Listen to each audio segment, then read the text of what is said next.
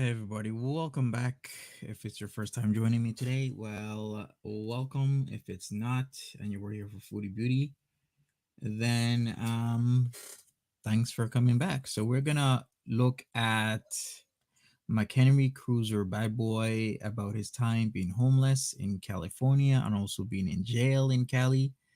He has a rather interesting story because there's a lot of people who have that Hollywood dream.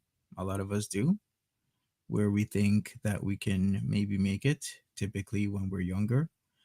And some of us have that fear because, we don't want to take the risk because it's scary moving across the country or into another country just to try and, accomplish your dream. But he actually went ahead and tried. So I got to give him that he has that much to actually try and accomplish his dream.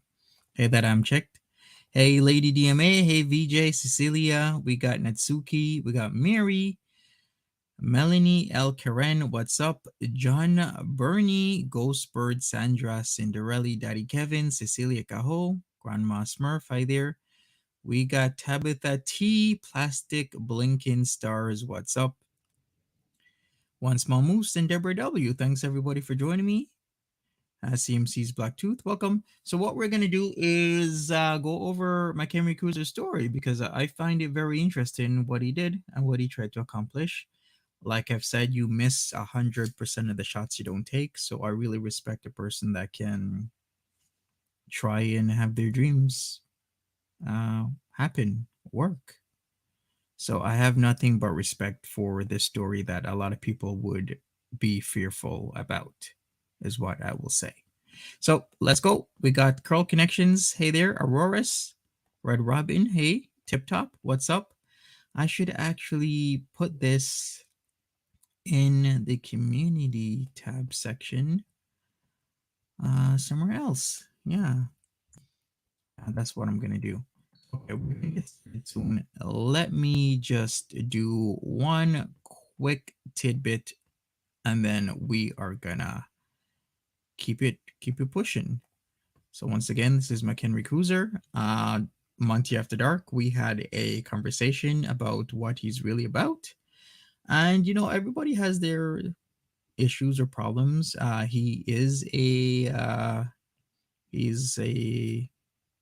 well, it says he's paranoid schizophrenic, but I think they use schizoaffective these days as a proper um descriptor for somebody.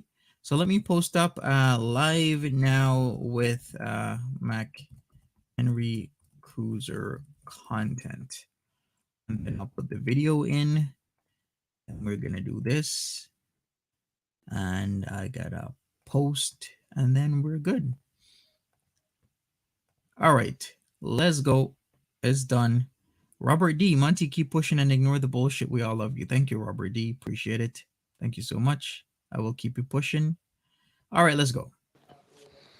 Yo, what it is, homie? What it is, cuz, yeah.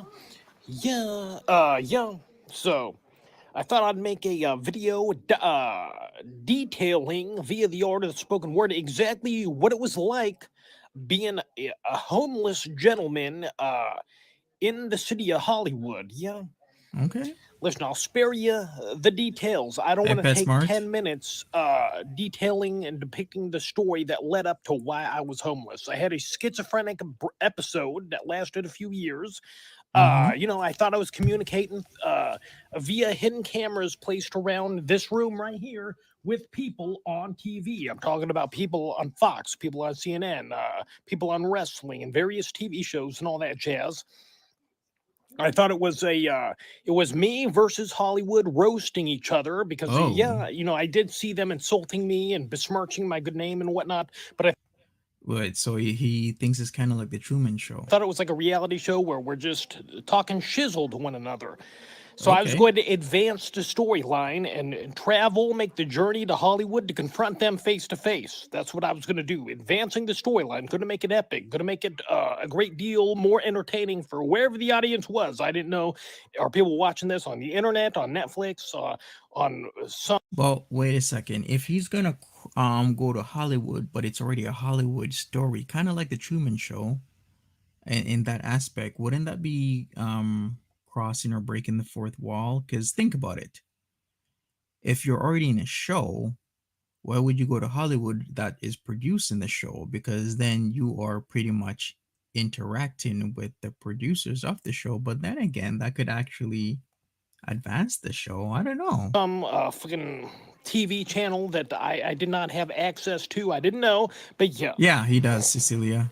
Wound up spending all my money on hotel rooms and whatnot. The first night I was there, I actually fucking was driving around. No, I had parked someplace, and I seen the small bottle of vodka, an empty container of vodka, and everything I saw was symbolic to me. I thought everything that I Oh, bestowed eyes upon was like indicating something to me symbolically. Like so, I saw the bottle of vodka and it hurt my feelings because I thought, oh, they're why? calling me a drunk.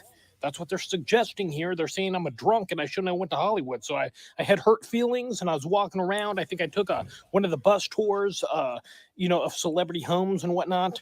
Of course, you go to Hollywood, you got to take the bus tour. And I didn't know what to do. Like, so I was walking around like, should I go back home? Like, because I went here to try to acquire a TV show or a movie or something. I thought I was going to Wait get a in second. contact with somebody or something. But he thought he was already on a TV show. So why would you acquire a TV show? That's kind of like acquiring a TV show for a TV show. But I thought, yeah, I thought they wanted me to come here.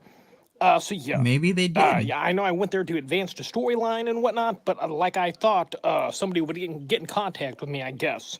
And I ran into this black chick who was selling bus tours, similar to the one I went on. And Okay. we started talking and whatnot. And I don't recall exactly the conversation and all that jazz, but we wound up getting a hotel room together. For some reason, I drove Oh, her to her residence. She packed a suitcase full of her clothes and no. whatnot, her toiletries, I'm sorry, red flag. You just started talking to somebody, you drive them to their place, they pack up their stuff, and then they're at a hotel room with you. Why? and we went to a Motel 6 or maybe, or no, some obscure fucking hotel, little motel thing next to down the road from a Motel 6, I do Hey there, believe. Rob.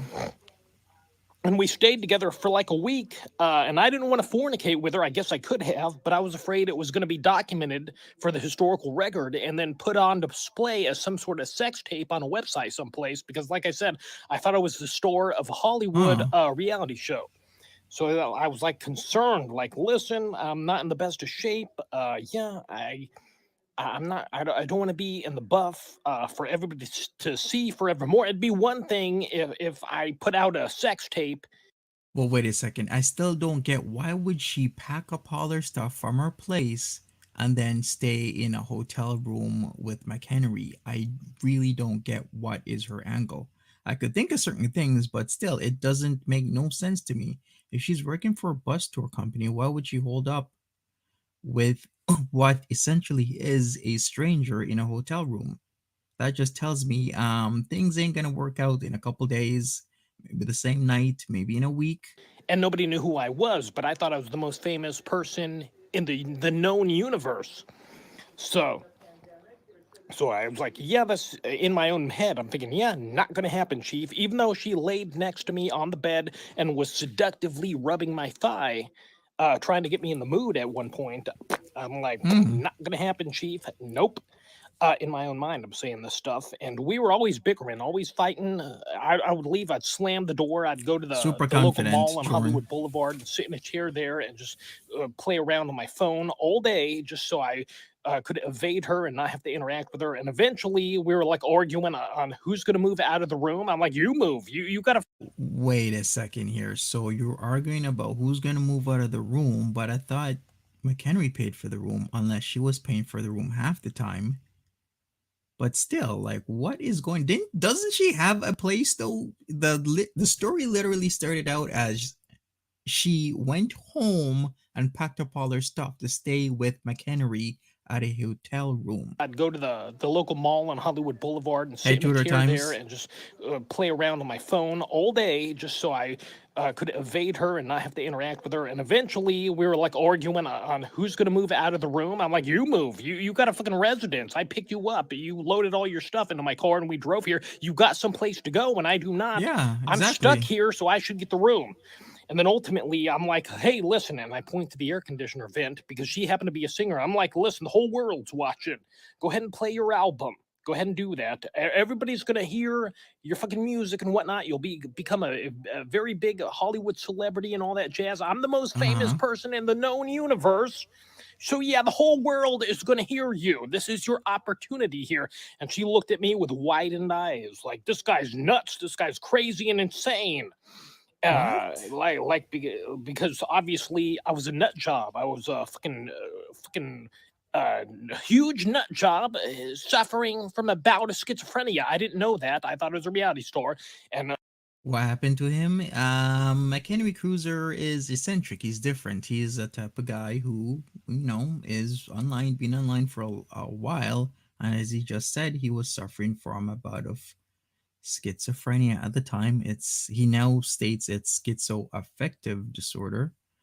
But he tried his hand in Hollywood, and it doesn't work out for what 99.999% of people that try the Hollywood thing. But do people even go to Hollywood these days to try it? Because isn't it more all social media where you try and build a platform, and from your platform you can get chosen for a TV show or a movie, etc., etc., etc. of course she would have known. Listen, there is no camera here. He's a nut job, and yeah, I better hightail it on out of here because he could end up assassinating me or slitting my throat or various means of torturous ways he can do to me. So I better hightail it out.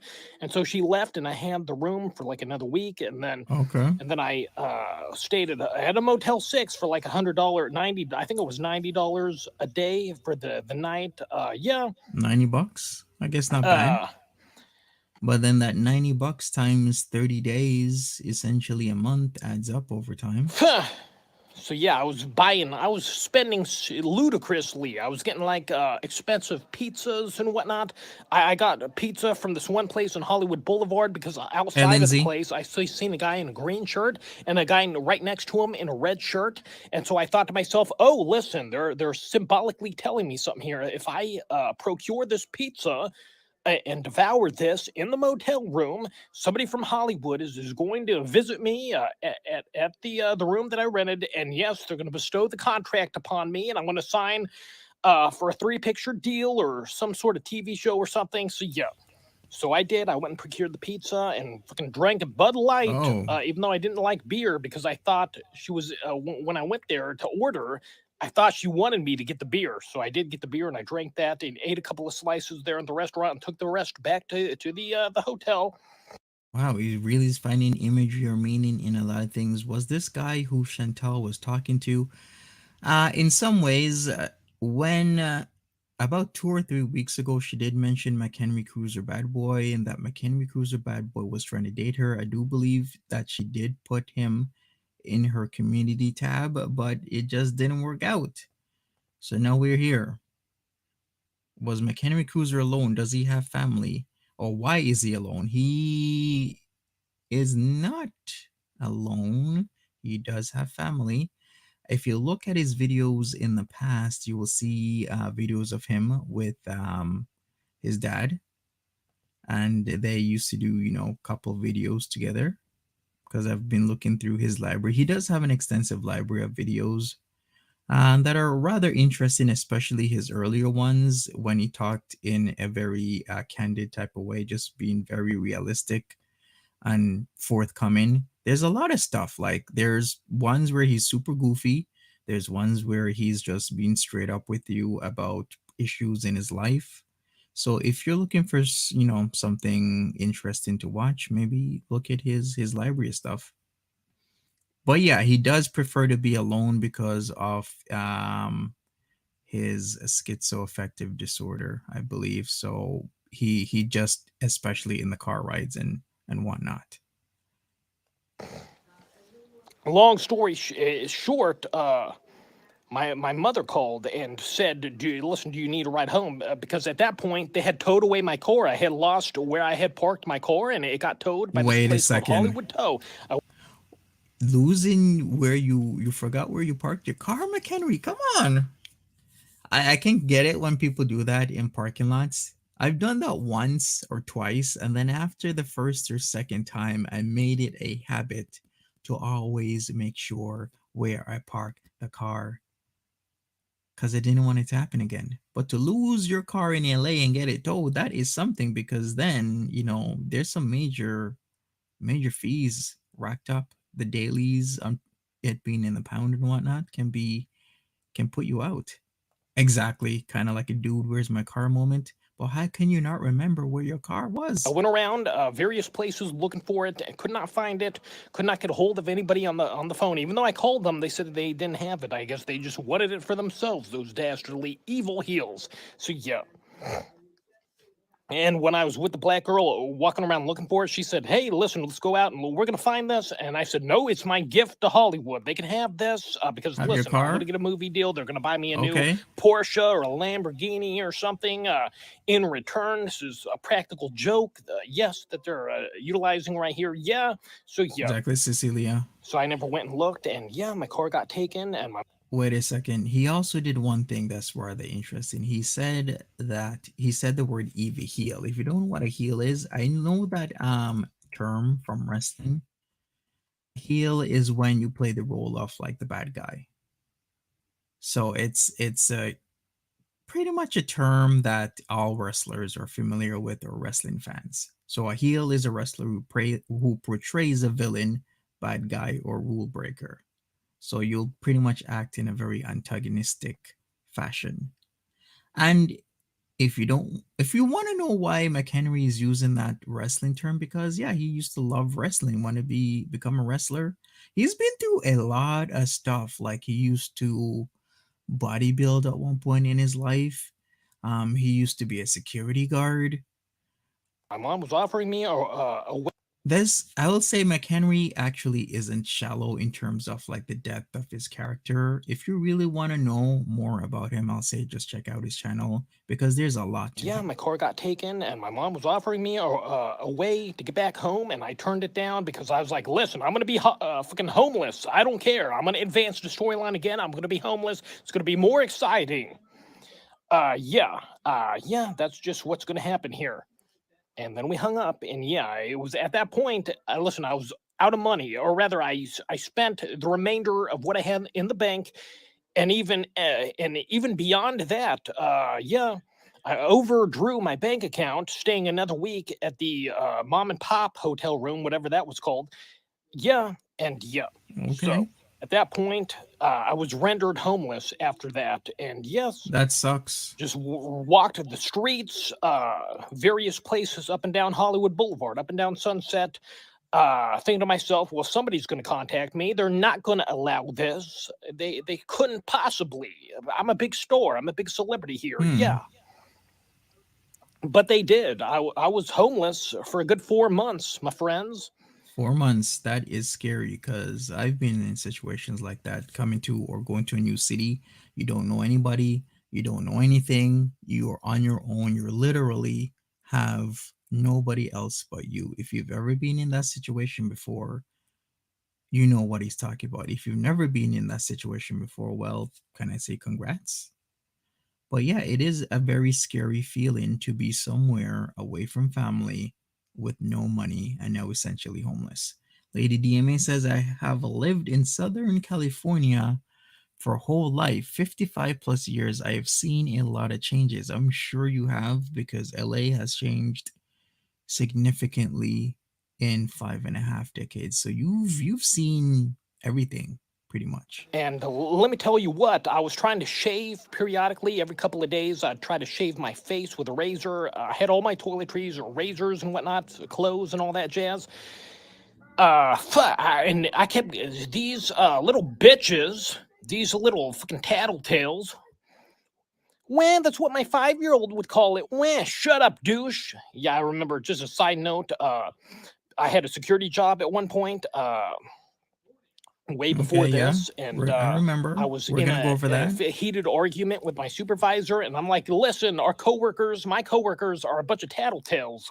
Yeah, and he was like, "Oh, you're acting like a 5-year-old." Blah blah blah. That's something my fucking 2-year-old nephew would tell me. Yeah. So listen, there's nothing wrong with the word tattletale because that's Nothing. exactly what they are, and I utilize Nothing that wrong with word it. to uh, illustrate what babies they were being when they told on me. There's nothing wrong with saying the word tattletale. So yeah. Say once So more, they tell the Moose. manager and whatnot, all these places I tried to shave, places at the mall, fast food places, various restaurants, everywhere I tried to shave, I'd get kicked out of. So yeah, hold on. Do I gotta pass That's some why. wind here? Oh, Your Seriously? Highness. Yeah, saying it's very Really? Was that necessary, McHenry? frustrating trying to shave. Listen, this was before the days of Planet Fitness, where you can procure a gym membership for $10, or rather $20 or 10, whatever the case may be, and then the shower and shave as often as you want. And I didn't have any income at this point because this was far before I had Social Security, and I didn't even have food stamps. Hey, Yeah. Harlow.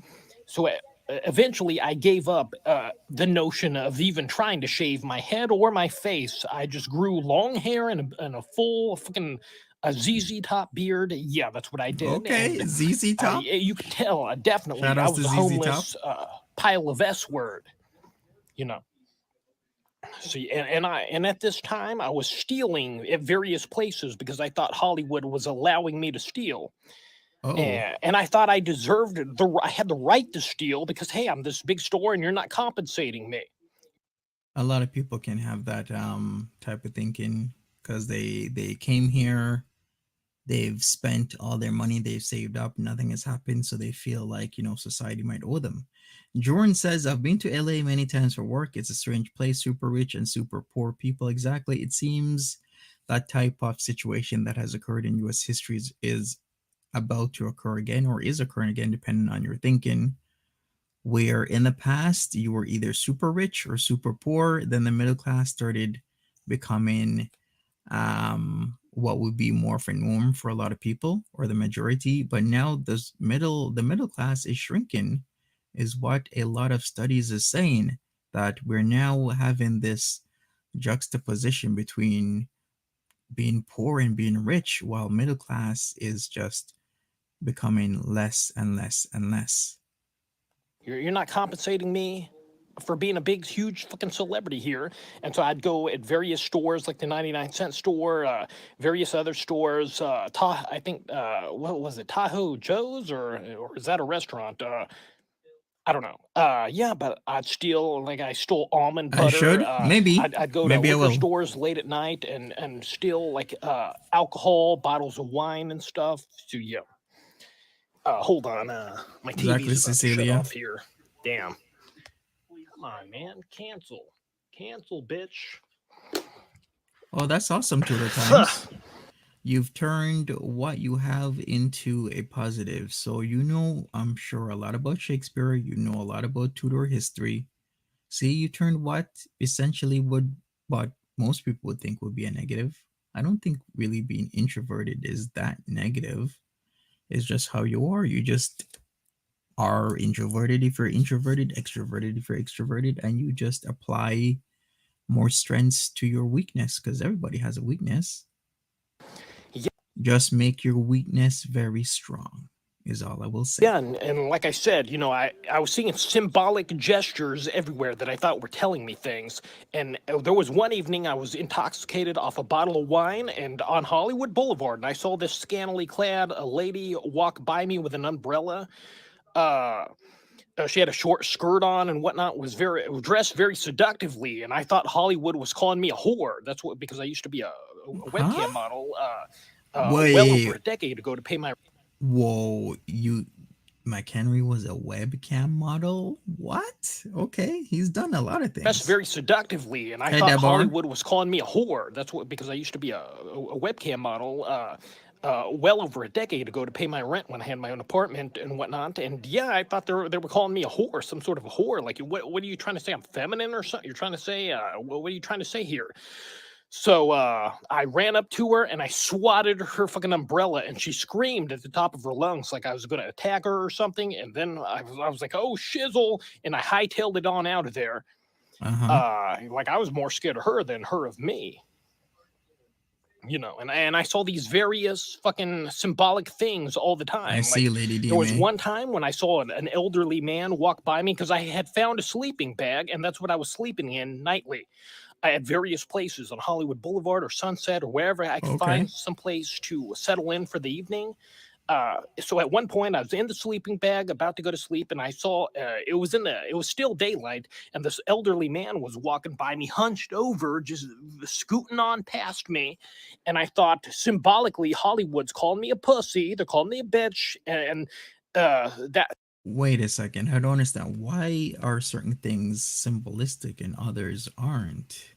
I'm gonna have to ask him this. somehow I'm not manly because I'm utilizing a sleeping bag. Like only a pussy needs a sleeping bag. If you're a true alpha male, you can handle the elements of the night sky. You can do that. You don't need a sleeping bag. Listen, if you're a tough guy, if you're a manly guy, if you'll dispose of the sleeping bag, and you'll just handle the Uh, elements all by yourself with nothing. Just to clothes on your back. And so, yeah, I don't at know this about that, point, I was McHenry. carrying all my possessions, food and whatnot that I would collect at various food pantries that gave it away for free. And so I rode my fucking shopping cart, I think up to West Hollywood, and I threw my sleeping bag by a fucking closed up building. I just threw it over there, and Okay. yeah, spent a couple of days trying to survive the elements with nothing, and I almost froze to death.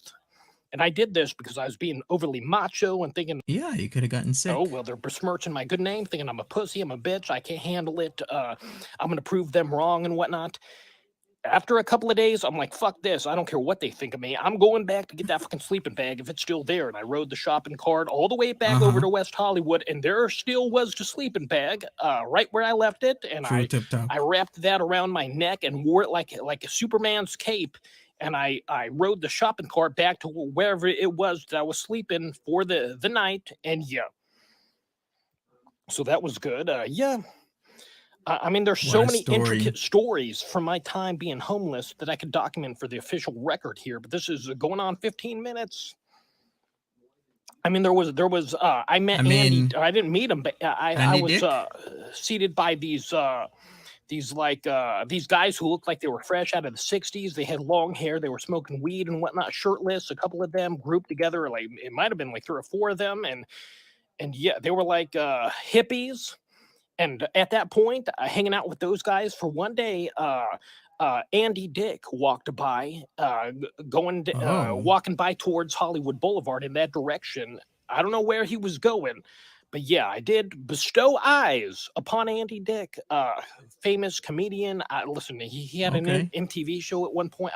Listen, I don't know what exactly he does that makes him famous, but yeah, I did see Andy Dick. I didn't talk to him. I didn't yell out anything. Hey, Dick. I didn't say anything like that.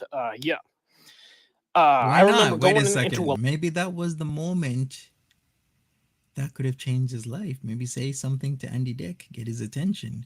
I thought that's what he was there for, to get the attention of famous people and producers, etc., etc., etc. Get somebody who's in the business already's attention. laundromat near Hollywood Boulevard to do my laundry and whatnot. And somebody approached me and said, "Hey, are you McHenry Cruiser?" And I'm like, "Oh, yeah." And he's like, "Oh, yeah, I saw your videos and whatnot." And I thought this guy was hitting on me and whatnot. He invited me to like a house party someplace, and I was like, "Oh yeah, sure, yeah, I'm down to Oh, go. Yeah, my friend, yeah." But knew in my heart, in my mind, I was not going to go to this house party because this guy's going to try to seduce me. Because I thought that Hollywood was trying to call me gay. why? I thought they were trying to get me to come out as being a homosexual man. That's what I thought Hollywood was trying to do. I thought that was part of the storyline. Huh? I thought it was like a setup and whatnot. So I'm like, sure, I'll go, buddy. Just here, write down the address. But I knew I wasn't going to go. And when my clothes were done, I left. I never saw that guy again. Wait a second. But isn't that another missed opportunity? Okay, let me tell you my train of thought here. So he could have said hello to Andy Dick. He didn't. Somebody who knew who he was invited him to a party that could have potentially have other people that knew who he also was. or who he was also, and then he could have I don't know, got into some sort of group or atmosphere where he could have maybe made something of himself, but he declined.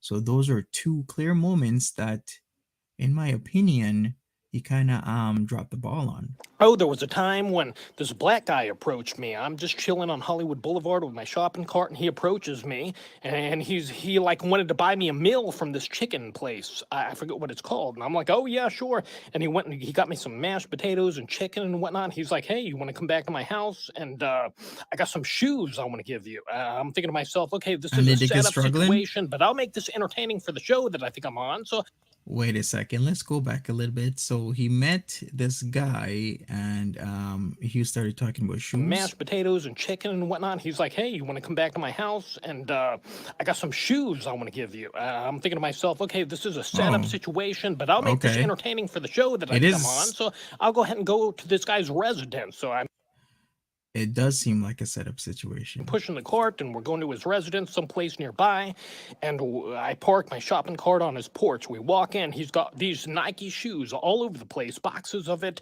and it's like I'm Cinderella. See He's you later, undoing my Harlow. shoelace and he's taking my shoe off and he's placing these various shoes, seeing which one's gonna fit, and none of them would fit. And then places his hand on my Have a good genitalia, one. and I'm like, yeah, dude, it's not gonna move. Trust me. Like, I'm definitely not aroused, and I'm thinking they're just testing me or trying to out me as being a homosexual and whatnot. And yeah, But there ain't nothing wrong with being a homosexual, though. and so I'm like, okay, I'll make this entertaining for the show. All right. If you're gay, you're gay. And I was not aroused, What's wrong with that? and he's offering me money to fornicate with him, and I don't know in what position. I don't know if this guy's top or bottom. I don't know what he's trying to get into, and I'm like, dude, I'm good. Yeah, I'll pass on that whole situation. Yeah, I'm good.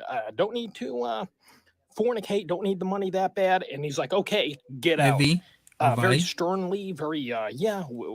No comedy in his voice, no friendliness. Yeah, he's like, okay, Yeah. get out.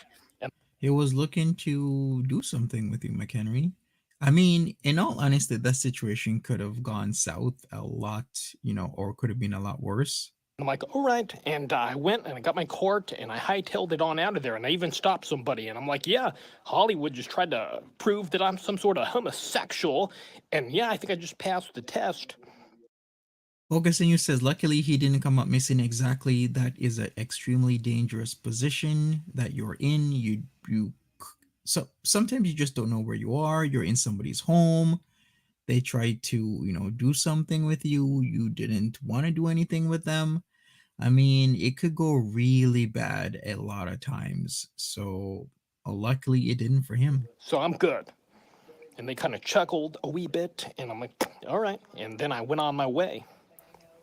There were so many weird situations. Like, I made out with a couple of Hey, homeless Sober K. women and whatnot. One wanted to fornicate with me, and I had found like this lunch I love how he says it casually. He's made out with homeless women. Not that I'm trying to knock homeless women. I'm just saying he said it way too all casually. right. And then I went on my way.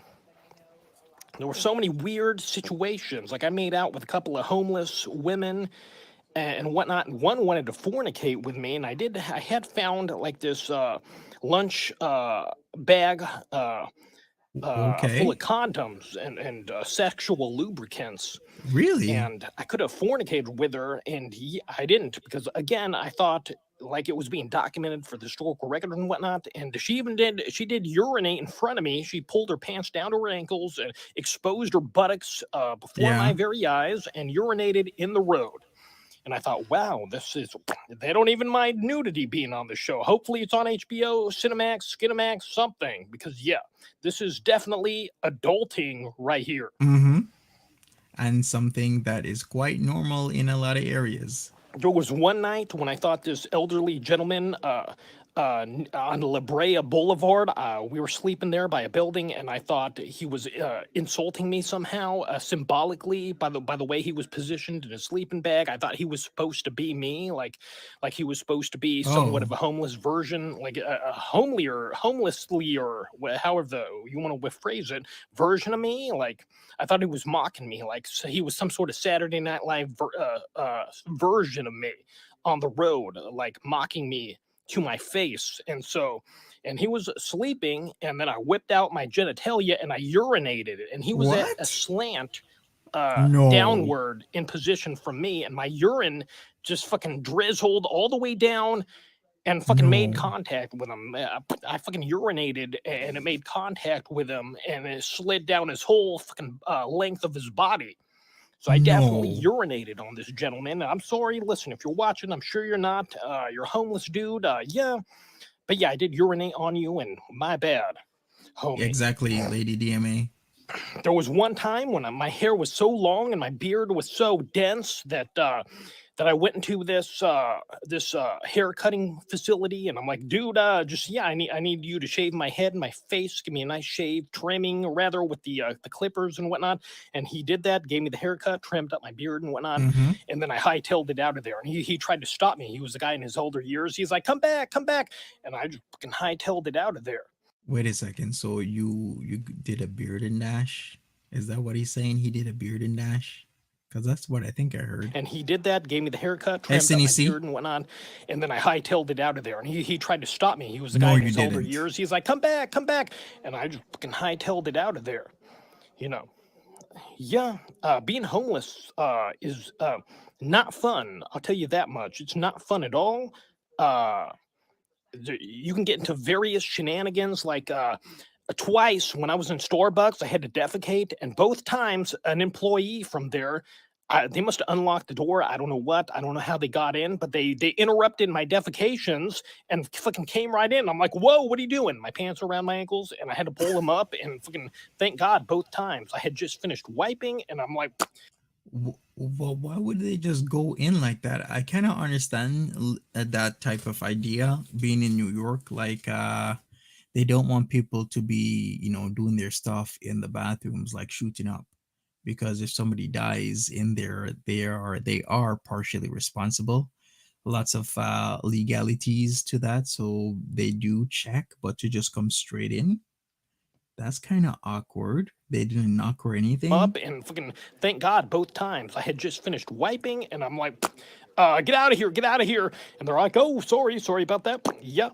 And yeah, so that was embarrassing. I think they did it on purpose to get me to leave because I'd hang out at Starbucks for like several hours a day sometimes. So yeah, Oh, maybe that's why sorry, this is a bit schizophrenic. This whole fucking they're homeless, familiar with you. fucking talking about this whole experience and all Callie, that jazz. So yeah, you know. Hold on, do I gotta poop again? Hold on. no, Nope, don't. nope. That's Really? full on defecation, deep in the confines of my anus. But anyway, listen, there's a bunch of Uh, stuff I'm sure I forgot, and this is going on 22 minutes, and nobody's made it to this point in time. But what ended my homelessness was getting arrested. I had this notion, this idea that I'd get some Mexican food and whatnot, and I was even singing, walking up and down Sunset Boulevard, going, Mexican food, I want to get me some Mexican food, singing, and I bestowed eyes upon this okay. Mexican restaurant with this All outdoor right. setting, tables and chairs I'm with on a it. patio outside of the place. They had seats inside too, but I sat outside and I ordered, and I had, I can see. and I had dined and dashed multiple places. IHOP, Denny's, this Chinese place. I would go in there, order, eat the food, and then hightail it out of there before they even presented me with the bill. And at this place, I was going to order a burrito, and she, looked at me, determined, this guy's homeless. He's trying to pull some sort of scam on me. He's not going to pay. So she tried to make me pay before he And she receiving was the right. food. And I got mad, and I threw a couple of chairs and kicked over the sign that was outdoors and hightailed it out of there. She chased me with a cell phone, and I swatted it out of her hand. And I tried to continue my getaway, and I was Okay. stopped by the police on foot in a car with a siren, and fucking got arrested right there. They were going to tase me because they thought I was going to cooperate with the arrest. And so, yeah, they did arrest me Hmm. right there and took me in. And this was, I do believe this was in close to, I think in early December, I think. And so, yeah, I Okay. mean, winter was going to be upon us. Listen, it got so cold. Don't let anybody tell you, oh, it's easy peasy being homeless in California. You got the sunshine and whatnot. I would get so cold out there outside in the elements that I'd have to jog in the middle of the night. I'm talking about 1, 2, 3 a.m. in the Really? morning just to heat my body up so I wouldn't freeze to death. So I once That's a sad reality that a lot of people have to go through. got a ticket for sleeping outside of a church one time. I don't know how much money that was going to be to pay off, but I just crumpled it up and threw it away.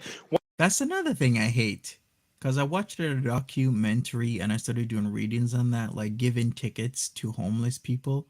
That is really effed up, man. You already know they can't pay, but it seems to be a thing with a lot of major cities, even the small towns. What they'll do is they'll literally give tickets to homeless individuals. They know they can't pay, and then these homeless individuals just throw them away, and then when they get arrested again, then yeah, they're hundreds, thousands, tens of thousands of dollars in fines and fees. How do you expect somebody homeless that's living on the street, don't know where their next meal is coming from, to be paying tickets? Forever Salty says, hey Monty, hello. One time I was sleeping outside of a church on Sunset, and this big, large, rotund Hispanic gentleman was like, hey, get the F out of there. And I'm like, what? What's the big deal? People like you son of a bitch. Yeah, people like you make me sick. And this guy wanted to fight me.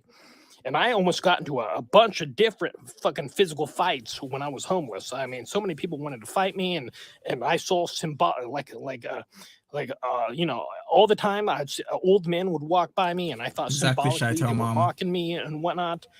And one guy slapped his backpack because he was wearing a backpack on his back, and I slapped it. And then one guy, I was walking across the street, and somebody was looking on me, looking out through their windshield at me in traffic. I flipped him off, and he tried to run me over.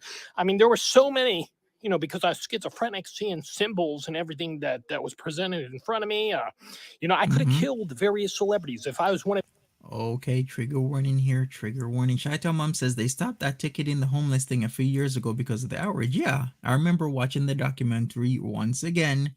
That's what the practice was, and it was completely disgusting to literally be rubbing salt in somebody's wound. Chateau Mom also says yes, it gets down into the mid 30s here, and people have died of exposure. So just don't think because it's Hollywood it doesn't get cold. But once again, trigger warning. Of these psychotic schizophrenics. I went to the Expendables 3 premiere, or maybe it was number 2. I'm not sure which one it was. But I was like a foot away from Bruce Willis, Arnold Schwarzenegger, Sylvester Stallone, Jason Statham, the guy who used to play James Bond. I forget what his name was. Not the current one, but the one prior to him. Like, I could have killed these mother effers.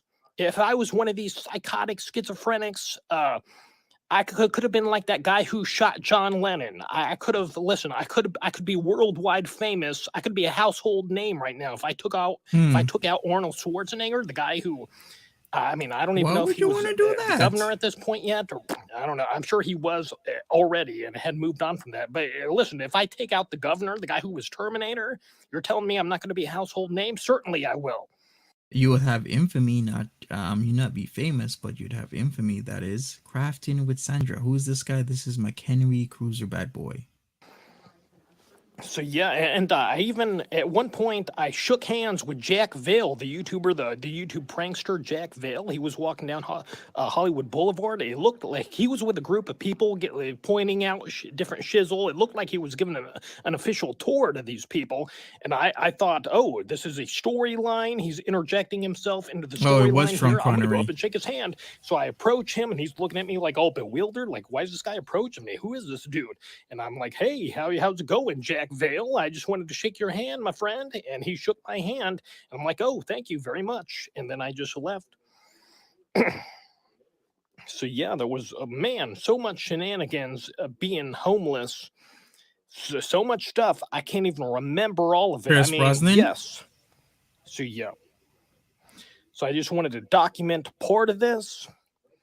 Listen, there's We not going get to be a you. part 2 because so much stuff happened and occurred that I just can't simply recall it all. And, I doubt anybody watches to the end of this anyway. So till next time, adios. Boo. All right, so that is part one. Well, not really part one. I'm just actually putting these two together. But that was his Homeless Schizophrenic in Hollywood, California story. Now we're going to go with the story of my experience as a schizophrenic in LA County Jail, because he's going to talk about this as well. So let's get straight into it. What does he have to say about LA Jail? I don't know, but we're going to find out. KK's Corner, you are not blocked. You're good to go. Yo, how's it going, homies, amigos, compadres? So I just wanted to make this continuance of my last video where I talked about being homeless in Hollywood for a period of 6 months during, a schizophrenic episode where I had multiple delusions that I was in communication with Hollywood celebrities and whatnot, and possibly could have, if I chose to, if I happen to be a dastardly, evil, sadistic, You're heelish welcome. human being, quite possibly, if I, had been able to obtain a weapon, if I was that kind of guy, Trigger I could have warning. assassinated Arnold Schwarzenegger, Sylvester Stallone, Jason Statham, Pierce Brosnan, Trigger warning. YouTuber Jack Vale. Listen, I had my pick of people to make a name off of, just like the guy who shot John Lennon from the Beatles back in, I do believe, 1980. So yeah, or 81, whatever the year would have to be. But you listen, I'm not an evil guy. I'm not a killer. Where is he There's no from? way I could handle Cali. prison. I would be Somewhere. abused, possibly assaulted in a sexual nature. And yeah. And I know that for sure because I couldn't handle jail. And in this video, I'm going to talk about my experience in LA County Jail. At the end of the last video, I talked about how I was arrested when I had attempted to dine and dash at a Mexican restaurant. I tried to order a burrito. She knew I was homeless, was going to try to make me pay prior to bringing the burrito to me. I got infuriated. How dare you, madame, think I'm a homeless man? How dare you think I wouldn't pay, although I wasn't going to pay? And I did throw a couple of chairs, kick over a sign. This was an outdoor platform. And I took off running. She went after me. With a cell phone, attempting to snap a picture, I'm assuming, and I swatted it out of her hand, and the cops happened to be there at the time. I don't know how. I think he's on a good regiment right now, Shaitan Mom, but when he's retelling this story, I think it was back in 2012 or 2014, because he said it was around the time of Expendables 2 or 3. Expendables 2 was 2012, Expendables 3 was 2014. So either 2012 or 2014 was the year of this story where he was homeless for a couple months. And I was placed under arrest and taken to Los Angeles County Jail. I wrote a bunch of notes this time, so there was so much that went down in that jail that I'm not going to be able to remember everything. So I did have to take All right, so just some tell notes. us. Okay, so when you first go into LA County Jail, they bring you into a holding cell. True, Tudor times. He wasn't on any medication at the time, must have been hell for him, yet he was in Hollywood. And, he tried his thing. It didn't work out. It's not going to work out for 99.99% of us that go to Hollywood trying to live our dream. But all I got to say is, at least just try. We were with a group of other people, and everybody's having a conversation amongst each other, like, what are we gonna do, what are we gonna say? And I could have said various things for my own protection. I could have told them, listen, chief, I happen to be a schizophrenic, so sequester me away from the general population and put me with people of my own kind. I could have said something like that. I could have said, listen, I'm a flaming homosexual, and listen, you put me in the general population, and for sure, I'm going to expose my buttocks in their face in the shower situation, and possibly take part in some kind of man-on-man fornication. And listen, if you don't want that to occur, if you don't want me to provide sexual gratification to my cellmates, you need to sequester me, homie. I could have said that for my own protection, because I probably wouldn't have been threatened, abused, made to scrub the floor with a rag, and various things that took place because I did not say those things.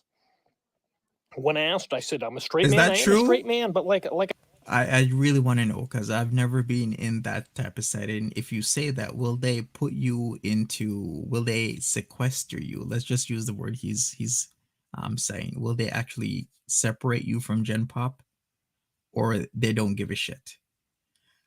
I wasn't trying to laugh. It's just the way how you was saying it. It's like, does that actually work?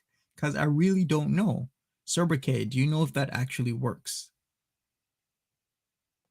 I said, I would have had an easier time, according to documentaries I've seen on TV, because I saw this documentary. I think it was on A&E, or maybe I seen it on YouTube. But this guy Lady was DMA says no. made to believe that if he said he was a homosexual, that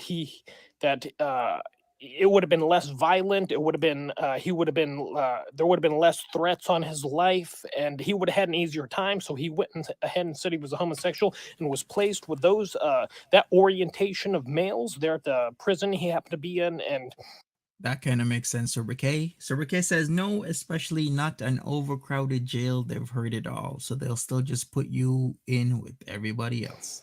so had I taken the advice from that documentary, I certainly would have said I was a homosexual, so I could be not, in be placed in physical harm. So, but remember, at the time, I thought I was the world's most famous reality star. I thought I was being documented by cameras everywhere, and then being streamed live on the internet, or some sort of TV channel I was not aware of, or Netflix. I wasn't Facts, Sonny sure. Bizzle. And I thought they were trying to out me as being a gay man, or trying to prove that I was gay somehow. So I definitely wasn't going to sit there and say, hey, I happen to be gay, just because I wanted some sort of safety. I thought it was a whole setup situation. So yeah, I said, listen, yeah, I'm straight. I got no mental illnesses Okay. and whatnot. It's all good. I take no medications and all that jazz. So yeah. If you're just coming in, this is McHenry Cruiser. He was in Hollywood for a couple months where he was not on any medications. He tried his thing, trying to be famous, even though he felt he was part of a show, and he went to Hollywood, I guess, to show, because he felt as if people on the TV were speaking to him, and they were having this interaction that was being recorded somewhere and placed in front of an audience, but he just didn't know about it. Eerily similar to the movie The Truman Show. Yeah, just general population's good for me, Chief. Remember, I had only been to jail once, or no, rather twice prior to this, in Modesto, California, and it's not nearly as dangerous in Modesto as it is in LA. Exactly, So I Cecilia. got put, Awful. before you go into the general population or the cell you're going to be in or whatnot, they make you get undressed fully, or I think down to your underpants, whatever you happen to be wearing there, and stand in line with all the other guys going into the joint here, and shower. Ultimately get nude, obviously, in the shower stall, or whatever the case Uh-huh. may be. But yeah, I used to be obese in my early 20s. I took steroids because I wanted to be a professional wrestler. Thought it was a good You idea remember that? to develop a muscular body to play the role. And he did. He actually did develop a muscular body. If you look at his videos a couple years back, he did develop the muscles, but like you said, he was on the roids. So does it really count? Marie Johnson says, why does he always think he's on a show? I have no idea. I think it was his illness that was playing a heavy part in that. I don't want to do that anymore, but at the time I was a bit delusional, a huge fan of this shizzle, and that's what I wanted to do back then, and took hardcore steroids, many cycles of it, and wound up 257 pounds. Yeah, but of fat and muscle. I mean, I was bench pressing like 150-pound dumbbells for reps. But, I wasn't cut, ripped, in shape. I probably couldn't run a mile. After a hefty meal, I couldn't even tie my shoes. That's how big my gut is. I think I had a 40-inch waist in jeans. For the most part, one small moose, of course, there's always gonna be times when he's not okay.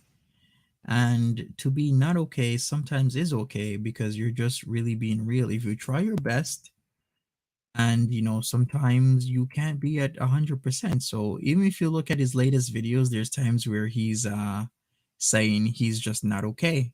And that was even from a couple days ago. He had a short video about that. So mental health, and or should I rather say mental illness, but everybody has mental health.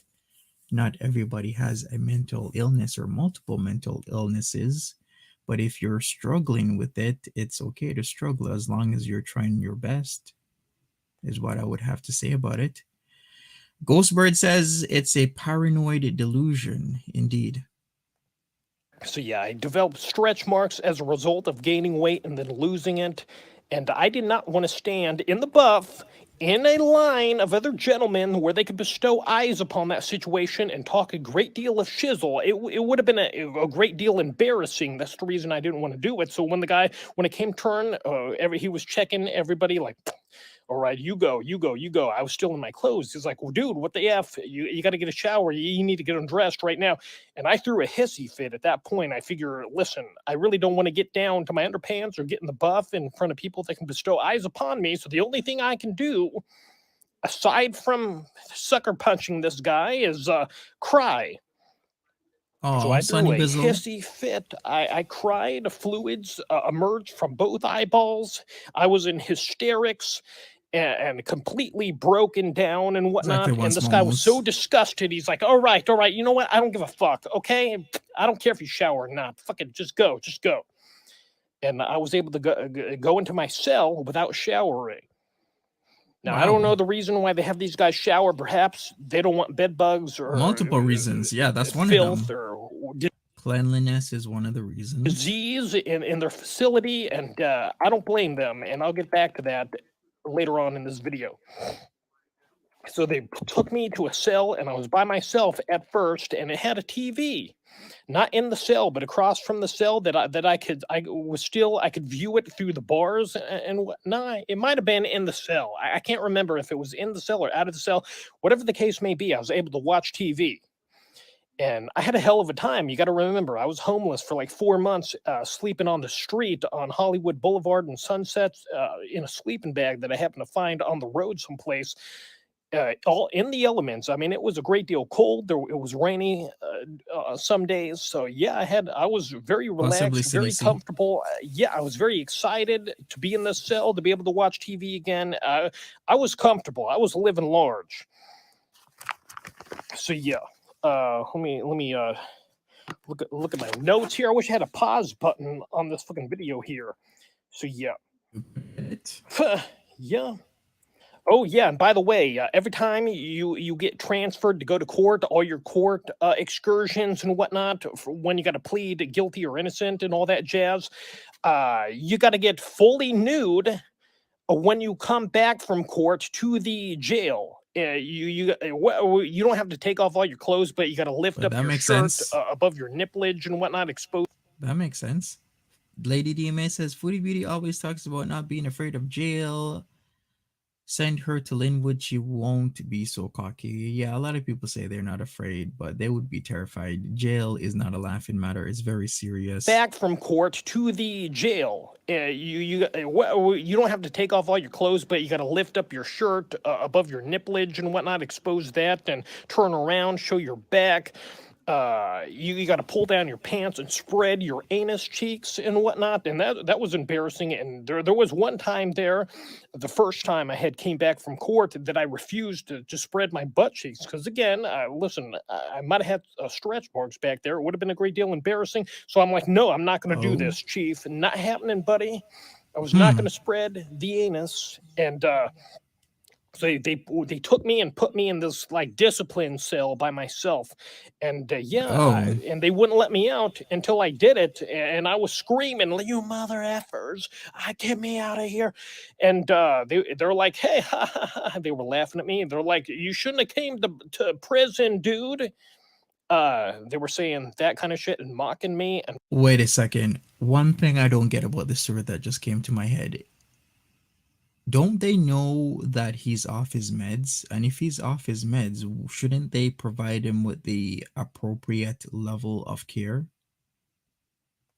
And finally, I had to do it. I had to spread cheeks right in front of them where they could bestow eyes upon me, and they shined a flashlight at it for a brief couple of seconds, and had a nice hefty belly laugh at my expense. And that was an embarrassing situation. So yeah, finally they took me. Shouldn't they have provided him with his proper mental health care in jail? Is what I was asking. Shouldn't they have noticed that there's something off or something peculiar? Maybe McHenry said he is off his meds, so shouldn't they be providing him with those needs, those essentials? Depends on their processing procedures. Some jails super suck with that kind of inmate care. Okay, I see. To a cell, and I was in a cell with like a white guy, Hispanic guy, and some other guy. I don't know his race and whatnot. And it was not good. None of these cells that was in were good because the white guy in the first cell I was in at one point had threatened to break my jaw. He was like, "Bitch, I'm gonna break your jaw. You think I won't?" I forget why he said these things, what happened, what went down here, but he did threaten to break my jaw, and that was no good. I'm like, dude, nope, no, no, no, I'm good. Yeah, Oh, no that's problem sad. here. Please don't break my jaw. Yeah. So I was acting real beta in utilizing ass kissery to get out of that breaking of my jaw situation because he looked a wee bit thuggish, a wee bit white trashy. Probably some sort of a meth user or something like that. And I definitely, yeah, I mean, he wasn't bluffing. He was definitely on the verge of cracking my skull. So I didn't want to even go there. Fortunate.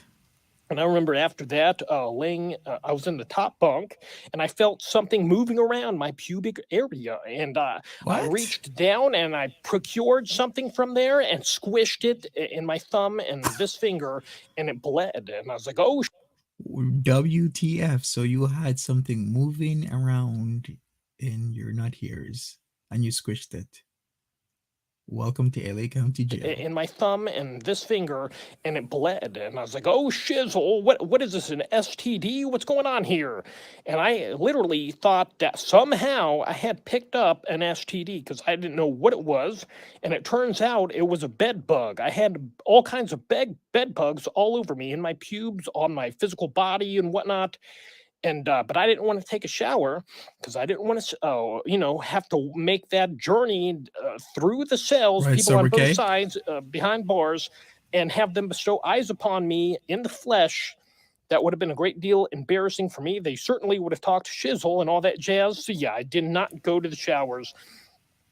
So I would do what is called in the joint as a bird bath. I'd wash myself in the sink. Yeah. I'd take a bar of soap and scrub my genitalia and whatnot, my back and Okay. chest and all that jazz, and splash water on me. And I kept doing that, thinking, yeah, well, I could drown these bed bugs. I could fucking abuse them with a bar of soap and whatnot and get them off that way. But they were all over the blankets that No we shit. had, and no, even if we Yeah, it's an sent infestation. out the blanket and got a new one. These bed bugs were all over the place, and there was no fucking drowning these things. They were all clung to the inside of my jail shirt that I had, my jail uniform that I had. They were all over the place. I'd lift up my shirt and pluck these things off there and squish Oh them. And man. no matter how often I did this, all the bird baths, all the squishing, they kept coming back. There was no exterminating these things. And for the extent of It's my an stay, I was constantly scratching myself because when these things bite you, you itch, yeah, and I you would do. fucking like a bear scratch. From somebody that has been bit by bed bugs on could I say two occasions, because I was staying at this place where we used to serve meals to the homeless and they had a infestation. So I was bit a couple times and I know what a bed bug bite looks like. I get a welt with like a little, the top of it is, has a fluid in it. So I know exactly how my body reacts to them. And they do itch. They itch a lot. And it's the worst when you want to scratch it. But then if you scratch it, then it'll leave some scarring. It is the worst. The last time I got a bed bug bite was when I was in Cambridge at this Hilton hotel. It was cheap. I said this story before. It was cheap. I didn't know why it was cheap until I figured out they had a bed bug problem. Scratched my back on the against the post on the bunk bed, like just like a bear against a tree. Yeah, it was very uncomfortable. It was not good. I was in complete and utter torture. That's what was going on there. So yeah, yeah. And yeah, so there was a moment where they were going to transfer me jails after this. At one point, listen, I'm not exactly going in order of all the events that took place because I can't recall it exactly, but I knew there was one moment where they're going to transfer me to another jail. And so they took me to this kind of intermediate holding cell that you go to, and then they're transferring you to various different jails. So they're determining who's going to go to this jail, who's going to that jail. And so, yeah, so I'm in a holding cell. And this one guy, this white guy says to another guy, a Hispanic guy, he's saying, yeah, when we go to this other jail, and he said the name of the jail, but I don't remember what it was. He's like, yeah, for some reason, you got to get undressed fully nude, and then you just got to stand there for a good 20 minutes. I don't know why that is. Yeah. And at this point, again, I'm thinking I'm the biggest reality star in the world because I'm having schizophrenic delusions. That's what I am. And I'm thinking they're doing this to F with me. They know I don't want to get stand around in the buff in front of a group of people like that. And just to F with me, just to prank me, they're going to transfer me to this other jail where I got to stand fully nude in front of a bunch of other people bestowing eyes upon me, making it a very excruciating, painfully embarrassing moment for myself. And I got so pissed at this point that I took my elbow and I smashed it against the window because there were windows in front of the cell. And I tried to break the window. Oh. I hit it like 3-4 times and everybody's like, Sonny Bizzle is like, that's why I stopped working in jails. I can't take all the crap and inmates try to get over on ya. Then you miss the important inmates that need super help. So you mean like inmates faking crap, trying to waste their time, stuff like that, faking illnesses, sickness? It's like, whoa, what the F? And yeah. And I'm crying and fucking, embarrassed and fucking tormented. And everybody's like, calm down. Everybody just sit down. And everybody sits down, and there's just one open seat next to this hillbilly white guy. Looks like a meth addict and whatnot. And so I take a seat near him after fucking elbowing the window. And he's like, get away from me. What are you doing? And I'm like, whoa. And I get up like I don't know what I was going to do. Move. There was no other place to sit. I was just going to stand up. And he gets up. He's like, what, bitch? And he fucking gets in my face. Like he wants to fight me. And he's like throwing a punch at me, but he's pulling it back. Holding it. Because he wants me to hit him first. So I guess so he can proclaim that I'm the one who actually threw the first punch and started it. I don't know what his intent was. I actually don't know his education, One Small Moose. I'm gonna have to ask him. But yeah, I went up, going back to sit where I had seated before by him, and I fucking started crying like this because I wanted to find some kind of way out of the fight. Because this guy was, he was definitely gonna pounce me with fisticuffs. I was not gonna win this fight. And I thought it was documented to make me look like a pussy, like a bitch and whatnot, because I was threatening verbally celebrities when I was watching TV, challenging them to fight when I thought it was being documented for the historical record and whatnot. So I thought, hey, they're trying to prove that I'm some sort of not a tough guy. They're trying to prove I'm a bitch and a coward. And so it was a great deal embarrassing. And that guy's like, oh, you fucking baby, like that. And he didn't, after I had pretty much backed down from him, he didn't try to fucking to press the issue and have. What kind of place is this? LA County Jail, Nightfall. A fight with me. He kind of just let the situation go. And I kept turning it down because, to be transferred over to this other jail, you got to get fully nude and all that. Or rather, you don't have to get fully nude at that point in that cell. But when you get transferred over, I knew that I was going to have to get fully nude and walk around for like 20 minutes. and be embarrassed. So I wasn't going to go. I kept, they give you the option if you want to leave or not. I kept, I'm not going, Okay. I'm not going, I'm not going. They kept bringing me down there from my cell and I kept turning them down. So finally they put me in a discipline cell. I have no idea Nightfall. Yeah. I've never had the experience before, nor do I want to be in LA County Jail. Yeah, I did with a couple of black guys and somebody else. I don't recall his race. But there was a hefty, large black guy, and he was a very nice guy. But at one point, I thought to myself, this guy's such a nice guy, and I'm bored down here, and they don't let us out of the cell at all. We're in here all day. The only thing we have to do is look forward to our 3 meals a day, and that's it.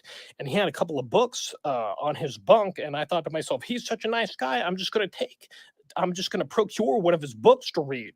And so I did at one point, and when he saw this, he got real pissed off. He's like, "You're taking my kindness for weakness."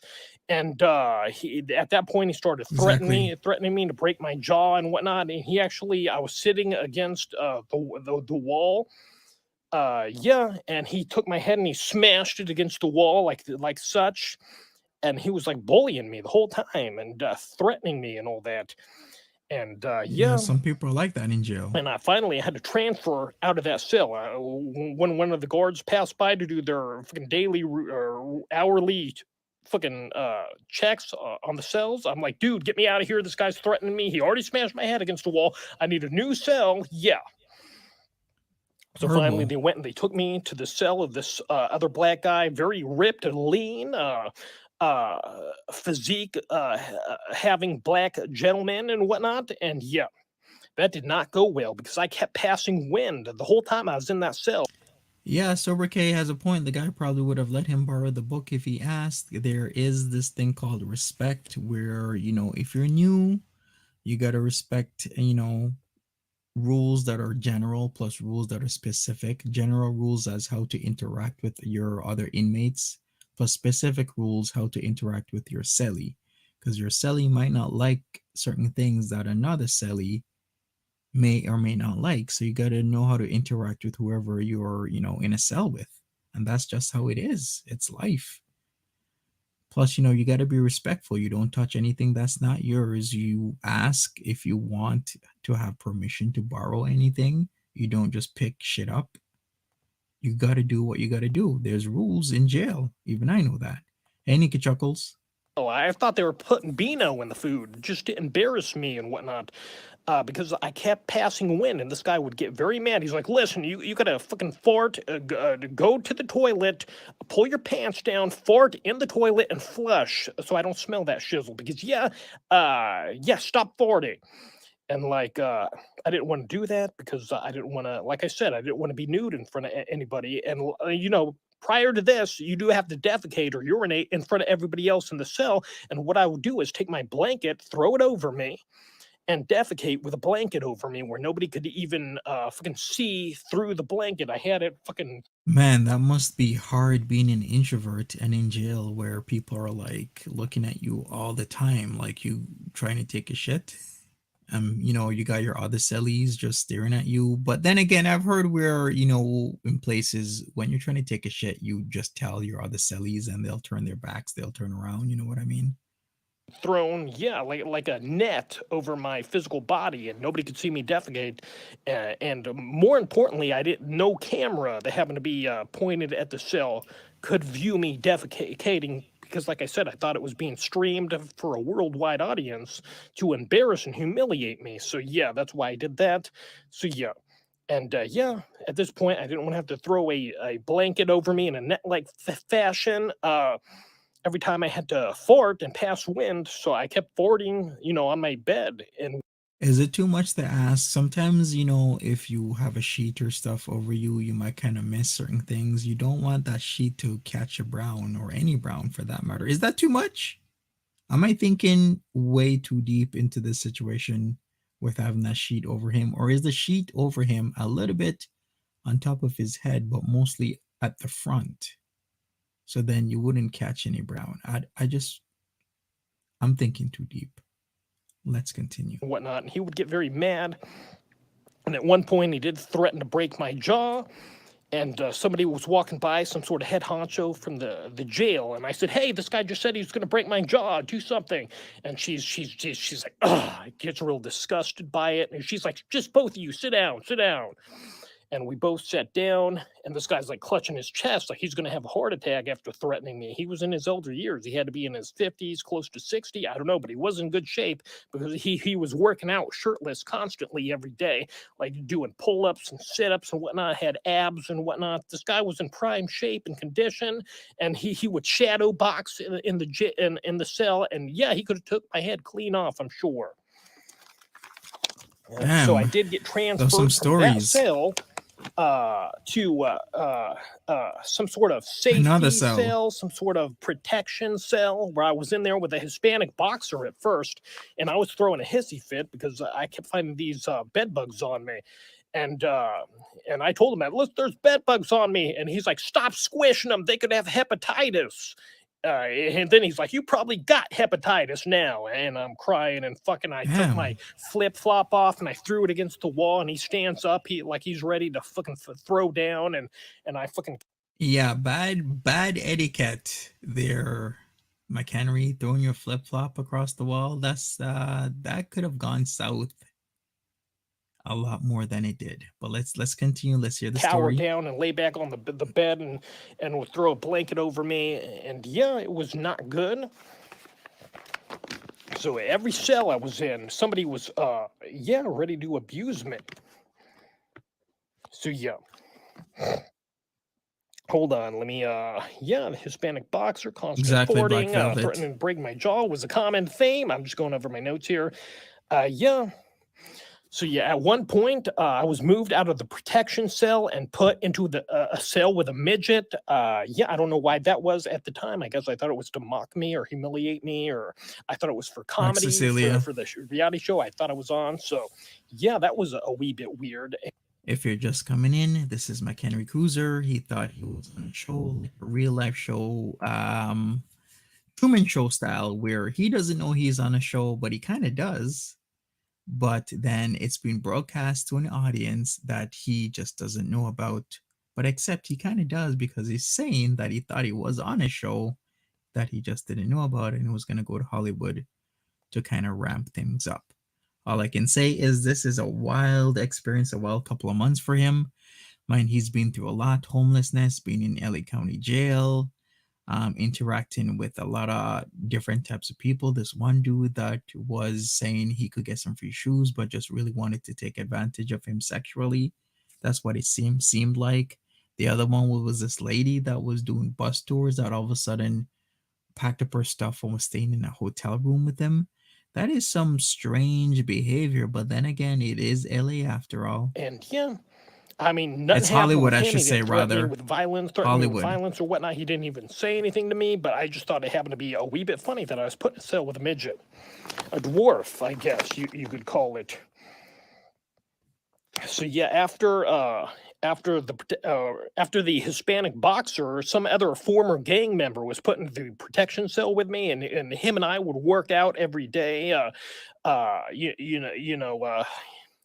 Doing various forms of exercise, and he was a nice guy. And every time he went to the shower every day, he tried to get me to go with him. He's like, "Dude, you're going to be my backup. Come to the showers with me." I didn't know why he wanted me to do that. According to him, it was to be his backup in case fisticuffs broke out. But I have no idea. But he was a nice guy. But was he? Did he have some sort of devious plan in mind for me as we went to the shower stalls? I don't know. I don't know But he about was a that. nice guy. Yeah, so at one point, I was taken out of the protection cell and put in a bunk cell where blacks and whites were segregated. So yeah, that was something. And finally, I was able to take a shower because they had a shower that was you could utilize 24/7 whenever you wanted. So when Okay. everybody was asleep, I'd go in there with underpants on. I would fucking shower down. It was a detachable hose, and I would shower off the pubic region and whatnot, and all over the place to get the bed bugs off. But there was no getting the bed bugs off. You can get it off in the shower, but the moment you lay back down on the bed and utilized a blanket, they They were come back back on you on. for whatever Yeah. reason. So the whole extent of my stay there, bed bugs at all times, Awful. itchy and scratching at all times. So that was not good, Chief. And at one point, I was watching American Idol, and fucking whoever the host of it is, Ryan Seacrest, was wearing a shirt with very short sleeves, and he was doing like bicep poses and flexing. And because I had stretch marks on my arms, I still do from being obese and whatnot, utilizing the steroids and all that jazz. I thought he was mocking me. Like, I look at Oh, this, I can fucking show off my arms, bitch. You can't. And I got very mad and fucking angry and was yelling at the TV. What are you doing, bitch? Like, you think you're better than me? Yeah. And they wound up moving me out of the bunk into another cell with a Hispanic guy and somebody else. And I was very mad, yelling at fucking Ryan Seacrest and Jennifer Lopez, who happened to be one. I mean, okay. Can I say one thing with the way how he's yelling and upset and he's throwing things around? All I can say that it could have gotten a lot worse.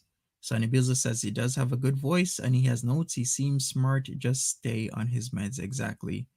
Because there's a lot of dudes in jail that don't like the yelling and the screaming and whatnot, and they'll get real physical with you real fast. The host of the judges, rather, of the show, like Jennifer Lopez, like at the top of my lungs in the cell, and everybody's freaking out. And, yeah, and I take my blanket and I fucking attach it to one of the cell bars, and I'm like, I'm gonna hang myself.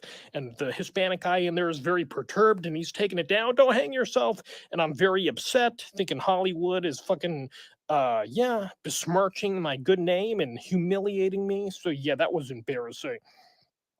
It And sounds like he may also yeah, be and on I the was in there for a length of spectrum. time, and I would get so mad thinking about Hollywood that I was on the top bunk, so I would like pound the top bunk, and the Hispanic guy's like, "What are you doing?" Oh, Jesus.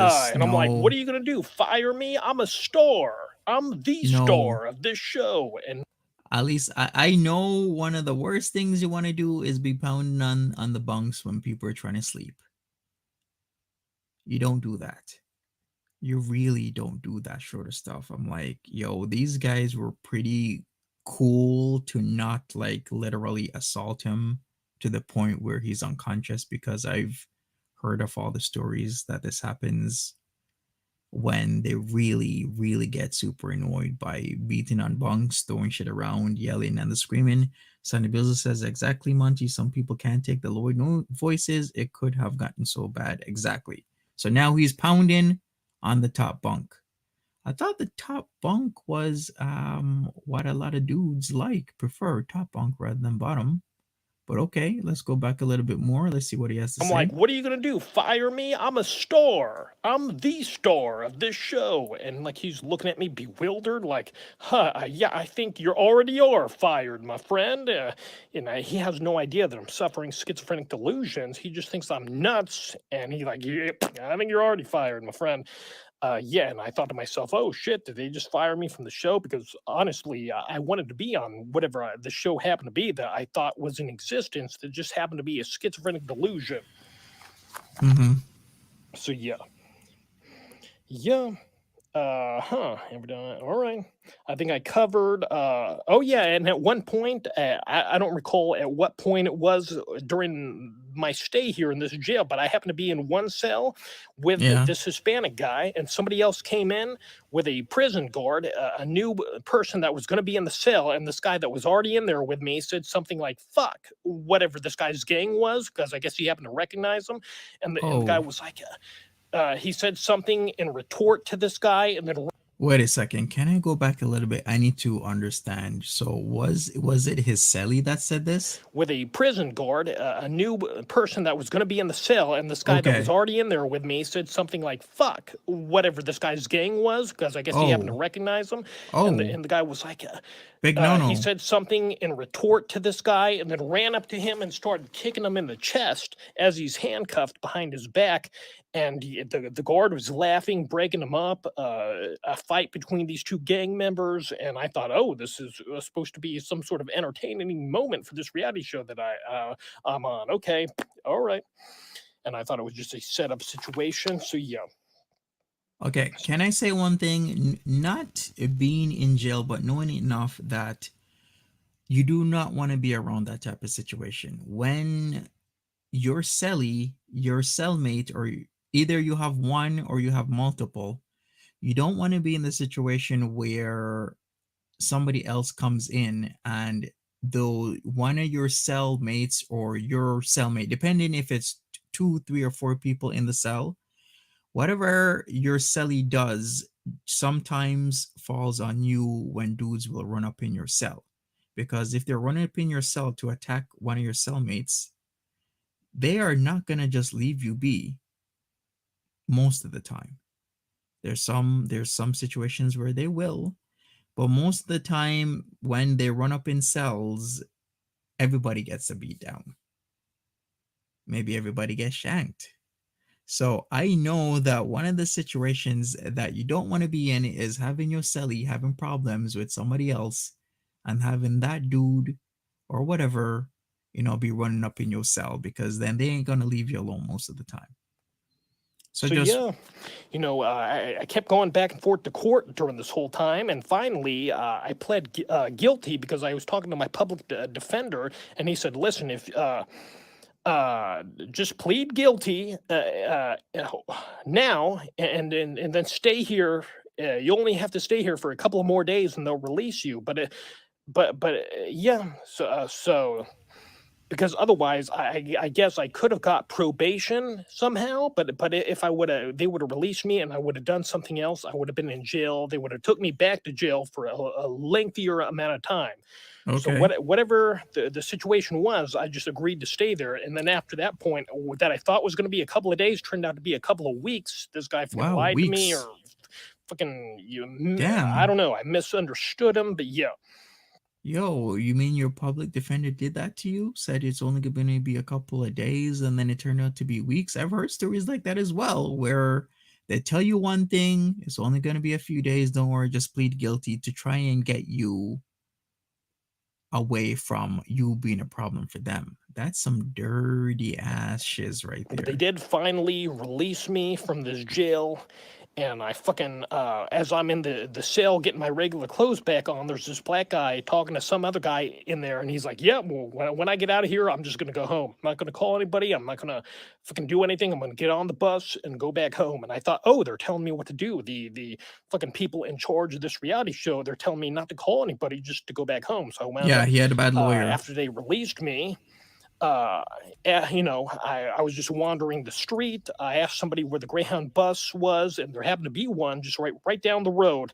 And I didn't even know, I didn't even have any money that I thought of. But it turns out that I had made like $400 from my YouTube channel. Oh, wow. $400 from YouTube. Has anyone heard from the model? You mean Foodie Beauty? I heard that she was gonna participate. She was gonna videotape it, or should I say she's gonna videograph it, because we don't really use tape anymore. Actually, we do use tape anymore because film shows better than any type of like more digital stuff. Let's not get into that, but she said she was gonna videograph it, and then she is going to make a video she's going to upload. Whether or not she does that, I have no idea, but when she comes back on, I'll be here. So I was able to buy a bus ticket for like $55 and take the bus back home to this home that I'm in right now. Good for you. So At least you yeah, got out of and that that situation. was the end of that whole ordeal. So I just wanted to share that with you. I covered everything. I wrote down. There was a bunch of other shizzle that went down, in all likelihood, that I can't recall. But yeah, that was my experience in LA County Jail. Till next time, adios. Boom. Wow. What a story. All I got to say is, learning experience, life, and whatnot. At least he tried to live or tried to accomplish his dream. It didn't work out for him. It's not going to work out for 99.99% of people.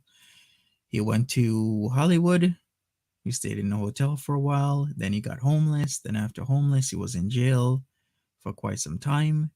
And that is a story. So, if you want to check out McHenry Cruiser's content, I'll post the link. Other than that, smash that like button for me. And I will see everybody another time. I'll be back later on tonight. I just got to do one or two or three things. And I'll be around. So take care, everybody. Have a good one. Bye. And also make sure you're safe. Take care of yourselves. It's out of here.